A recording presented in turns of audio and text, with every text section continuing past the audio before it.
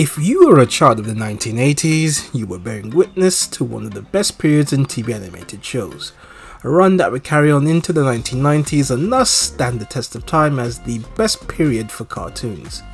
Well, in the minds of all 80s babies and 19 teens, but I challenge anyone to say the 80s and the 90s were not the best period for cartoon animation. One show that stood out from the rest and was considered the cool kids cartoon was Thundercats. I mean, if He-Man was the prototype, Thundercats was the finished article. I mean, better told stories, larger than life characters, amazing special effects, cool looking weapons and vehicles, a dark-like synergy.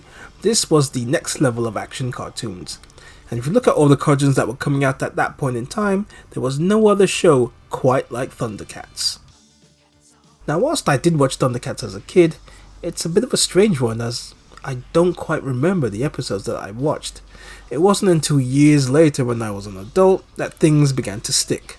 As a youngster, it was all about the flashy animation and the action. As an older kid in his teens, and then later adulthood, it was all about the stories and the voice acting, the latter of which didn't necessarily hold up, especially when you compare it to the quality of animated shows that sprung up during the 90s. But regardless, it was always one of my favourite animated shows to watch. One of the things that did frustrate me about Thundercats when I watched it when I was older was the lack of action or violence. Due to the era that the show was made in, animated shows were restricted with what they could do in terms of mature storytelling and action. Primarily as the target audience was kids, it was very understandable why, but it was still very frustrating with the lack of action. Around 2011, early 2011, it was announced that a reboot of the show was making its debut that year, and the trailers that were leading up to it looked amazing and epic. Thundercats 2011 was released on July 29th, 2011, with an hour-long premiere. I had high hopes for the show, and it did not disappoint. Much like the 2002 He-Man show had shown you how to do a modern take on a classic show, this version of Thundercats was the definitive way to take a classic show and make it 100 times better. The storytelling, the Japanese style animation, the action, the voice acting, everything about this reboot was superior to the original, in my opinion. The show received plenty of positive reviews from publications, critics and fans alike. I mean, it was a fantastic show, made all the more disappointing that it was cancelled after just one season of 26 episodes. Sadly, due to the lackluster sales of action figures, the show was put on hiatus and eventually cancelled. Corporate capitalism once again rearing its ugly head. And it really was taking liberties, as there was another show produced later that was called Thundercats Raw. The less said about this show, the better. Okay, now I've gone on a little bit too much without getting to the point of today's video, which is comparing the 1980s Thundercats show to the 2011 show. Both of these shows will get their individual retrospectives in the future, but today it is all about talking about the pros and cons of both series and seeing which one is better, from my perspective. As I did with He-Man, I will divide the show into different categories and mark out their highlights and decide on who wins their category. The show with most wins is the better show. Once again, in my opinion. So the categories will be animation, storytelling, action, voice acting, theme song, and interpretations.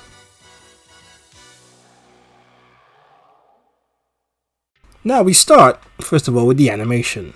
The animation from the 1985 series was provided by the Japanese studio Pacific Animation Corporation, with Misaki Yusuka as production manager. The studio was acquired in 1989 to form Walt Disney Animation Japan. This look has that classic 80s Japanese anime feel with a style that was prominent with animated shows from that period. The 2011 show's animation was done by Warner Brothers Animation and Studio 4 Degrees C, with a look heavily influenced with an updated modern Japanese anime style. Now, of both shows, I would have to say I am more into the classic 80s look, where the characters are drawn and animated give them that gravitas that made it feel more mature than the 80s He-Man show. Lino in particular has that big, beefy, strapping look to him that makes him look cool. The 2011 animation style, I have to say, is my least preferred of the two. The character designs for me give it a similar feel to that of Pokemon, but with an edge. So from a looks perspective, the animation from the 1980s is my preferred choice. So round 1 goes to the 85 show. Thundercats! Next up, storytelling. Now, given the 85 series lasted over 130 episodes and the 2011 show one season at just 26 episodes but with a modern update to it, you can make a case for either show coming out on top as the show with the better storytelling. The 85 series sees Lionel as a little boy quickly become a man but maintain that mentality of a young boy as he leads the Thundercats after they flee Thundera when it explodes. Whereas in the 2011 show, he is a young man, a young prince who is thrust into the limelight following the death of his father, and the kingdom of Thundera being taken over by the lizards. Both origin stories are very well told, but given the increase of mature storytelling in the 2000s, the 2011 show was way more compelling and better acted. It is not exactly a complete win, as the 85 show's origins I feel were also a very well told story. Now, just to go on a little diversion, a very well known story arc in Thundercats lore is Lionel's Anointment. This was a 5-part story in which Lionel had to earn his title as Lord of the Thundercats and defeat them individually in a number of trials by combat. His 5th and final trial? No slouch, he had to beat Mum-Ra. Whilst this was done over 5 episodes, it was not shown in the regular format of one after the other, as you had other episodes that were sandwiched in between. The downside to that was the story continuity was all over the place, as part 1 of the trial happened, and then it was on to the next few episodes like nothing had happened, and then you had part 2, then you had a few more episodes, and then you had part 3, and so on and so on. Now, there was a VHS special with all 5 parts in one place, but why it was laid out in this format, beyond me. The 2011 show had a version of this called The Trials of Lionel, but it was condensed into a 2-part story, but it was with the same ideology of Lionel having to beat his fellow Thundercats in trial combat. Now, which was better?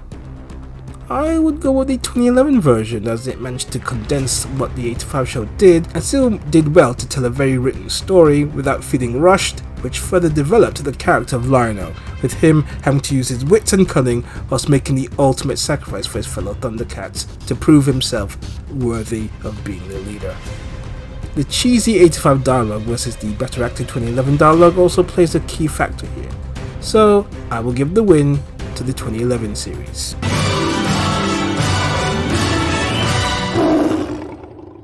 Next up, the action.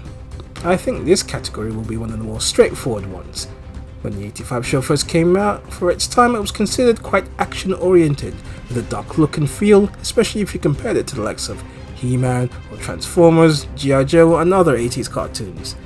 In those times, cartoons were under strict guidelines as to the amount of animated violence that could be shown, especially as the demographic was young children, so any over-the-top violence could have seen the show removed from air. Now, watching it back retrospectively, the fight scenes are okay, but they don't hold up as well, and for me personally, it hampers my enjoyment of the show. Now, the 2011 version came out at a time when you had all these great 90s action cartoons and 2000 shows, which displayed a whole lot more animated violence as opposed to anything that was seen in the 1980s. Along with the excellent storytelling, the action scene in the 2011 show had fun and interesting fight scenes that added to the overall quality of the show. So without any further ado, the 2011 version wins on the action.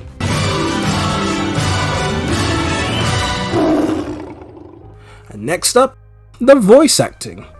I think it is a fair thing to state that the heart and soul of any successful animated show is the voice acting. You have these very well drawn larger than life characters that look amazing, but the voices bring the characters to life. And along with very well written dialogue and excellent voice direction, you have a very well told animated show with intriguing and compelling characters. For this section, I will compare the voice characterizations of the Thundercats and the main villain, Mum-Ra. Lionel. The 85 version was voiced by Larry Kenney, and the 2011 show by Will Friedle. Of the two, Will has the better dialogue, which given the time periods gives Will the advantage. Larry also did a good job with what he was given, but for me, he has a more commanding presence and more gravitas with his depiction of Lionel, so I will go with Larry Kenney on this one. Speaking of Larry Kenney, it is so good to have him be a part of the Thundercats 2011 show.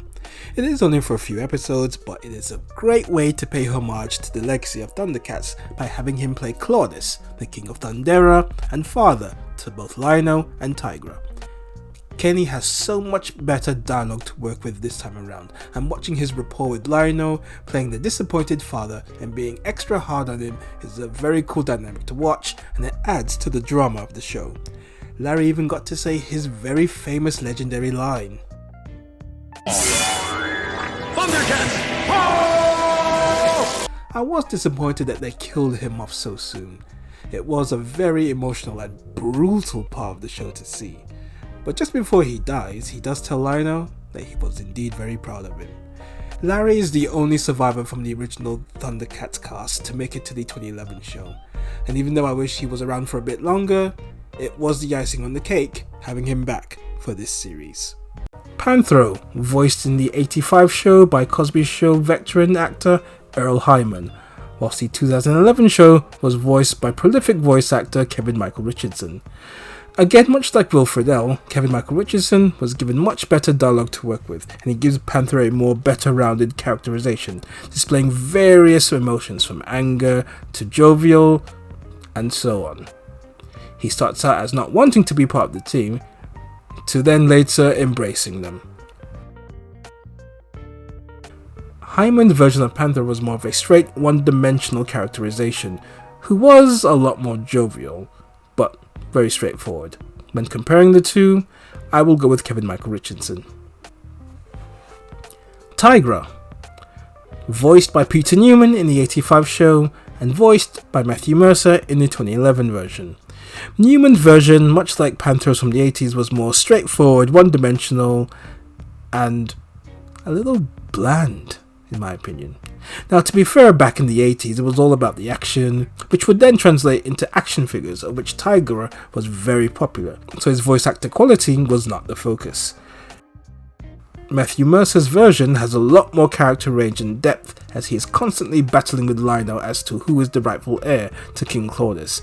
His insecurities, along with his sibling rivalry with Lionel, gives the 2011 version a lot more character depth.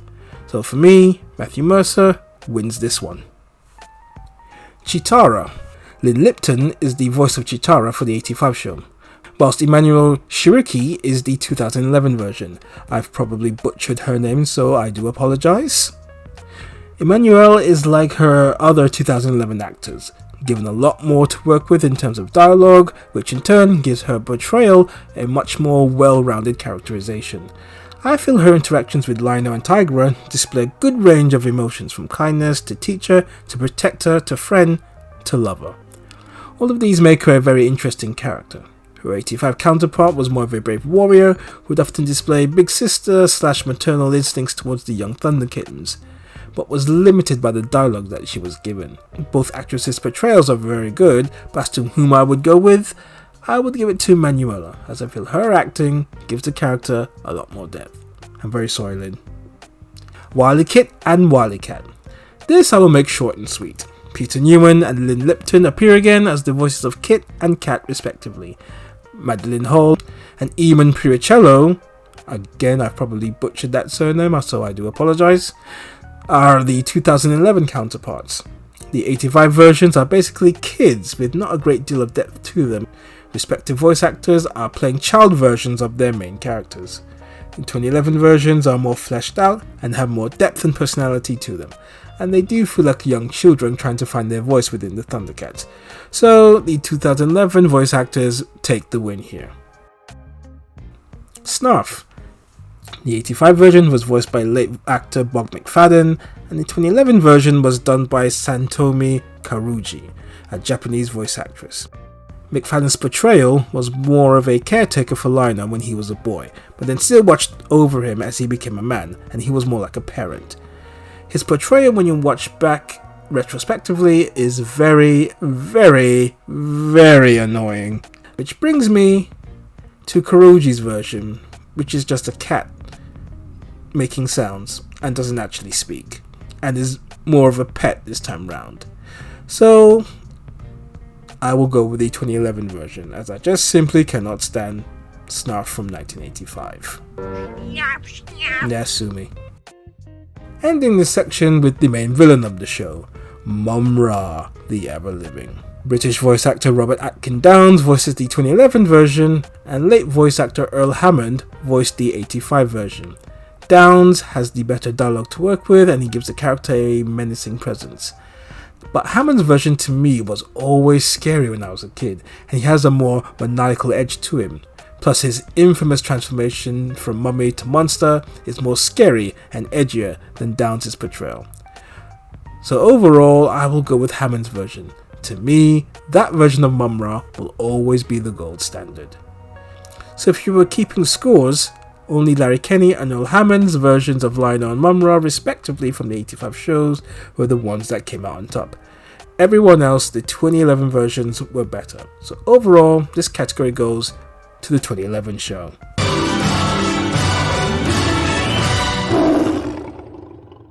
The theme song. So the final category here will be the themes. And again, this will be another straightforward one.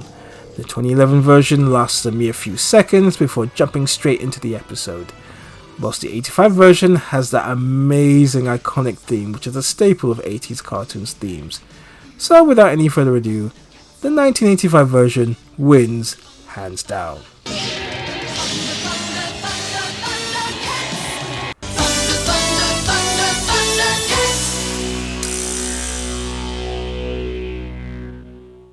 So overall, the 2011 version takes the win here, based on the categories that I'd set out.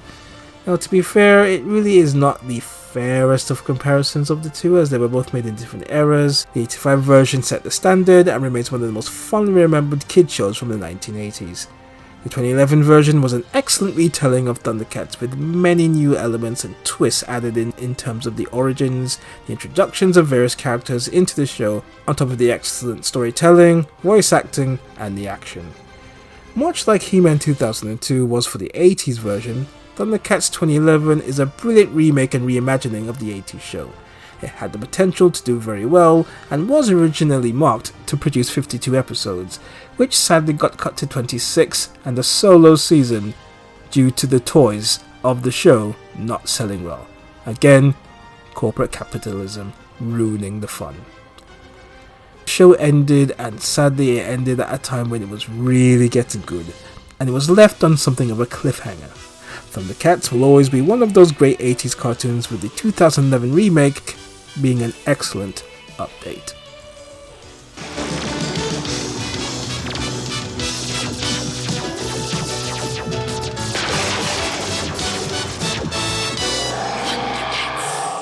Thank you very much for watching this video. I hope you liked it, and if you want to see more, please remember to like, share and subscribe.